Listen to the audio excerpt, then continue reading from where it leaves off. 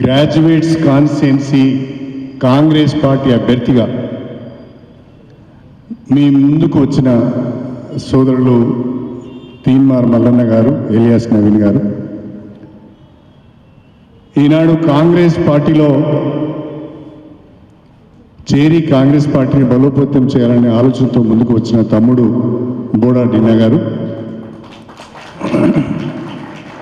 వేదిక పైన మా పార్టీ నాయకులందరికీ, ఈరోజు కొత్తగా పార్టీలో చేరిన వారికి, మీడియా మిత్రులకు అందరికీ పేరు పేరున నా హృదయపూర్వక నమస్కారాలు తెలియజేసుకుంటున్నాను. నిన్న కాకతీయ యూనివర్సిటీలో ఒక సంఘటన జరిగింది. భారత రాజ్యాంగం మనందరికీ కూడా భావ ప్రకటన స్వేచ్ఛను కల్పించింది. ఆ భావ ప్రకటన స్వేచ్ఛను భంగపరిచే విధంగా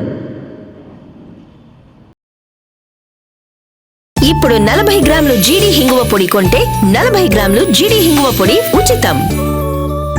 జీడి గుడ్ డైజెషన్ ఇంగువ.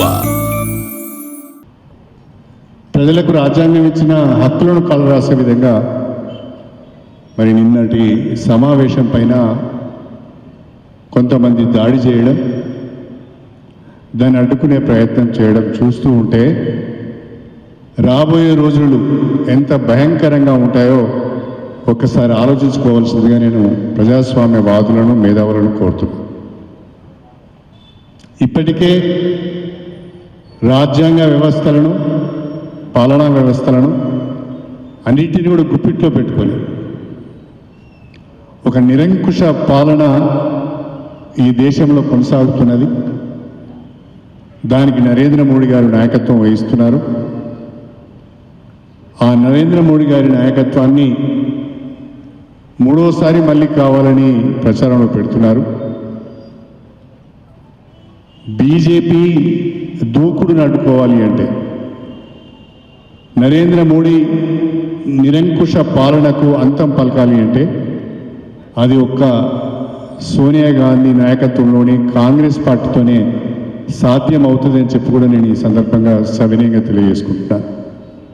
అందుకే నిన్న జరిగిన సంఘటనను నేను తీవ్రంగా కాంగ్రెస్ పార్టీ పరంగా మేమందరం కూడా ఆ సంఘటనను తీవ్రంగా ఖండిస్తున్నాం. అధికారులు అలాంటి సంఘటనలు జరగకుండా జాగ్రత్తలు తీసుకోవాల్సిన అవసరం ఉంది అని చెప్పి తెలియజేసుకుంటున్నాను.